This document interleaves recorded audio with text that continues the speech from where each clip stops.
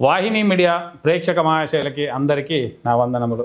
నా పేరు డీజీ రవికుమార్. నేను గురు పారంపర్యంగా వైద్యం నేర్చుకొని గురువుల వద్ద చాలా సంవత్సరాలు పనిచేసి వారి ఒక నైపుణ్యతను, అంటే వైద్యం ఏ రోగానికి ఏ మందులు ఇవ్వాలి, ఏ చెట్టు మూలికలు మనము వైద్యం ఇస్తే ఆ ఒక సమస్యల్ని పరిహారం చేసుకోవచ్చు అని ఒక గురువుల నుంచి తెలుసుకున్నాము. అలాగే చాలామంది గురువులు ఎవరైనా కానీ ఒక చిన్న విద్యని ఇచ్చిన వాడు కూడా నాకు ఒక గురువే ఉంటాడు. ఇలా గురుత్వాన్ని పొందిన వాళ్ళు మేము ఆ గురుతత్వంలో పోతున్నాం కాబట్టి భగవంతుడు ఎవరికి ఏ సమస్య లేకుండా కాపాడుకుంటూ వస్తున్నాడు.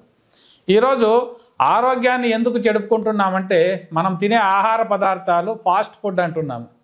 ఫాస్ట్ ఫుడ్ అంటే ఫాస్ట్గా పోవడం. ఇక్కడ ఫుడ్ ఏమో ఫాస్ట్గానే తింటారు.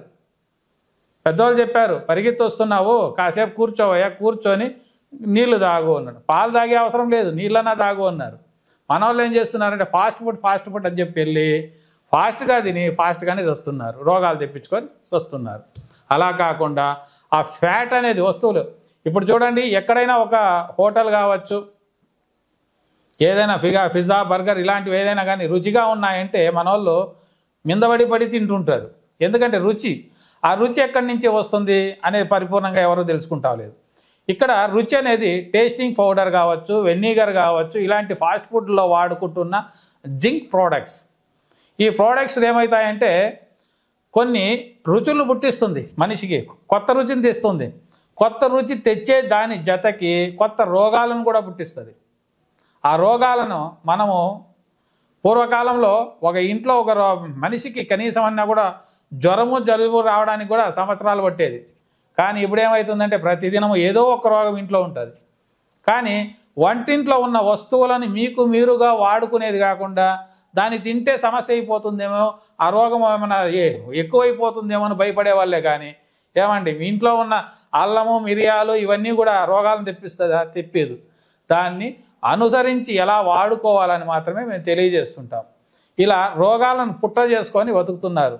మీరు ఆదాయం చేసుకుంటున్నారు, ఎక్కడో వర్క్కి వెళ్ళో ఏదో పని చేసి బతుకుతున్నారు. మీ బతుకు తెరువు కోసం వస్తున్న ఆదాయాన్ని డాక్టర్ల పాలు చేస్తున్నారు. మీ ఇంట్లో పిల్లలు తినటం లేదు, మీకు పుట్టిన పిల్లలు మీరు తినటం లేదు, ఎవరో పుట్టిన పిల్లలు మీరు తింటున్నారు. అంటే ఏమిటి? మాలాంటి డాక్టర్లు తింటున్నారు. అది తప్పు కదా. అందుకు మీ ఇల్లు ఫస్ట్, మీ ఇంట్లో వైద్యాన్ని నేర్చుకోండి. మీ ఇంట్లో ఉన్న వస్తువులను మీరు ఎలా చేసుకోవాలా, మీ చుట్టుపక్కల ఉన్న చెట్టు మూలికలు ఎలా చేసుకోవాలా అని పరిపూర్ణంగా చెప్తూ ఉంటాను. దాన్ని చేసుకోండి. ఈరోజు చాలామందికి వస్తున్నది ఏమంటే గండమాల అంటాం. గండమాల అంటే రెండు రకాలు ఉన్నాయండి. కొంతమంది ఏమంటే గండమాల అనే కొందరికే థైరాయిడ్కి వెళ్ళిపోతున్నారు. థైరాయిడ్ గండమాల అంటే థైరాయిడ్ లాగా వస్తుంది. దీంట్లో ఇంకోటి వస్తుంది కంఠమాల అని, కంఠమాల అంటారు. కంఠమాల అంటే మనం ఒక మణిపూసల్లాగా ఆరంలాగా ఎత్తి మనము గొంతులో వేసుకుంటాం కదండి, దాన్ని కంఠమాల అంటారు. దాంట్లో ఒక రోగమే ఉంది. కంఠమాల అంటే చిన్న చిన్న గుండుల్లాగా గొంతు చుట్టూ కంఠం పూర్తి చుట్టుపక్కల మొత్తం కంఠంలో గుల్లగుల్ల ఇంత లావు గట్లుగా పుడుతుందన్నమాట. దాన్ని కంఠమాల అంటారు. దాంట్లో అది కూడా గండమాల లెక్కకే వస్తుంది, దాంట్లో ఇంకా ఎక్కువ అన్నమాట అది. దీన్ని కొంతమందికి చాలామందికి ఆ సమస్యలు వస్తుంటాయి. ఈ కంఠమాల కావచ్చు, గండమాల కావచ్చు, ఏదే కావచ్చు, అంటే ఒక గడ్డలాగా పెరుగుతూ ఉంటుంది. దీన్ని రెండు రకాలు ఉన్నాయి. ఈ రెండు రకాలను మనం పోగొట్టుకోవాలంటే ఎలాగా అంటే చూడండి, మన చుట్టుపక్కల ఉమ్మెత్తి కాయ దొరుకుతుంది, ఉమ్మెత్త అంటాం. ఒక ముండ్లుగా కాయలాగా ఉంటుంది. మేము ఫోటోలో చూపిస్తాం, దాన్ని చూడండి. ఆ కాయ నల్లది కావచ్చు, తెల్లది కావచ్చు, ఏదైనా కానీ చుట్టుపక్కల దొరికేదని తెచ్చుకొని ఏం చేస్తారంటే దానికి ఒక 1000 మందం పేడని, అంటే గోమయం ఉంటాం కదా, ఆవు పేడని మెత్తంగా పూర్తి ఆ కాయ చుట్టూ బాగా మెత్తేయండి. ఆ ముండ్లుగా ఉంటుంది, బాగా పట్టుకుంటుందిలేండి. పట్టుకొని తర్వాత ఒక 7 మందం ఉండాలి. బాగా మెత్తేసిన తర్వాత బూడిద ఉంటుంది. మనం పొయ్యిల్లో చాలామంది నీళ్ళు కాంచుకుంటాను. ఇప్పుడంతా పొయ్యిలు పోయినాయి, ఇప్పుడు కనీసం నీళ్ళు కూడా కాంచుకోవడం లేదు.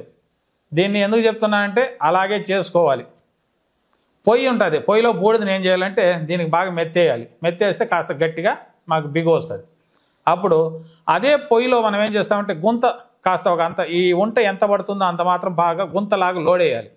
లోడేసి ఈ వంటను లోపల పెట్టేసి దానిపైన బూడిదని కప్పేయాలి. కప్పేసి నీళ్లు కాంచుకుంటారో లేదా మీరు వంటే చేసుకుంటారో చేసుకోండి. ఎలాగంటే దీన్ని మొత్తం కట్టెలు అన్నీ దాని మీద పెట్టి వంట వండుకోవాలి.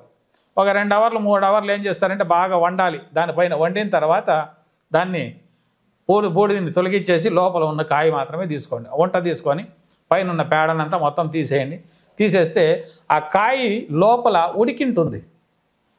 బాగా మనం బాయిల్ చేస్తే ఎలా ఉంటుందో ఈ ఆవు పేడలో ఉన్న సారాంశము, ఈ ఆవు పేడలో ఏముంటుందండి, దాన్ని పట్టుకుంటే మీకు ఈ సమస్య వస్తుంది కదా అంటే తప్పండి. ఆవు పేడలో ఏ అంశం ఉందంటే యాంటీబయాటిక్ ఉంటుంది. దీంట్లో ఉన్న విషగుణాలను అంటే ఈ ఉమ్మత్తి కాయలో ఉన్న విషగుణాలను చంపేదానికి పైన కవచంలాగా ఈ ఆవు పేడను వాడమని చెప్తా. ఈ ఆవు పేడలో ఉన్న మొత్తం నీటి అంశము ఆ ఒక కాయలోకి చేరి అదేమవుతుందంటే బాగా ఉడుకుతుంది అనమాట. విషగుణాలు పోయి ఉడుకుతుంది. ఆ ఉడికిన దాన్ని మనం ఏం చేయాలంటే బాగా నూరుకోవాలి. పేస్ట్ లాగా నూరేసి బిళ్ళలాగా తట్టండి. తట్టి నువ్వుల నూనె కాస్త గోరువెచ్చగా చేసి మొత్తం ఆ కంఠం ఎక్కడ మీకు సమస్య ఉందో, థైరాయిడ్ కావచ్చు, కంఠమాల చుట్టూ కావచ్చు, ఎక్కడ ఉందో అక్కడ ఈ ఒక్క ఉమ్మత్తికాయ పేస్ట్ లాగా నూరుకుంటాం కదా, దాన్ని మెత్తేసి వదిలేయాలి. దానిపైన ఏదైనా బట్టకెట్టి కూడా నీట్గా కట్టుకోవచ్చు. మీ నుంచి అయితే నీట్గా ఇది చేసుకోవాలంటే కట్టేసి వదిలేయండి. వదిలేస్తే ఒకరోజు పూర్తిగా వదిలేయండి. ఈ రోజు కడితే రేపు తెల్లవారే వరకు ఇలా రోజు ఇడిసి రోజు ఒక 3 కట్లు లేదా 5 కట్లు కట్టండి. కంపల్సరీ ఈ థైరాయిడ్ అంటే చెప్తున్నారు గండమాల, కంఠమాల ఇవే ఉన్నాయో మొత్తం క్లియర్ అయితే వస్తాయి. ఈ ఒక్క వీడియోని మీకు మీరుగా చేసుకోవచ్చు. ఇది మీకు మీరుగా తయారు చేసుకునే ఒక మెడిసిన్ కాబట్టి చెప్తున్నాను. అలా కాదండి మాకు చాలా సంవత్సరాల నుంచి ఉన్నది, మాకు అవన్నీ అనుకూలాలు లేవు, మాకు సమస్యలు ఎక్కువగా ఉన్నాయి అనే వాళ్ళు ఎవరైనా ఉంటే ఇది థైరాయిడ్ కావచ్చు, ఈ కంఠమాల కావచ్చు ఉన్న వాళ్ళకి కొంతమందికి పిల్లలు కూడా కాకుండా బాధపడుతూ ఉంటారు. దాని చేతకి కొంతమంది పీసీఓడి సమస్యలు కూడా ఉంటాయి. అలాంటి వాళ్ళు ఎవరైనా ఉంటే కింద వస్తున్న నెంబర్కి కాల్ చేశారనుకోండి, దానికి తగువైన మందులు మా దగ్గర దొరుకుతుంటాయి. దానికి మందులు పంపిస్తాము. ఆ ఒక సమస్య నుంచి దూరం కావచ్చని తెలియజేస్తూ ఈ ఒక్క వీడియోను ముగిస్తున్నాను. నమస్కారం.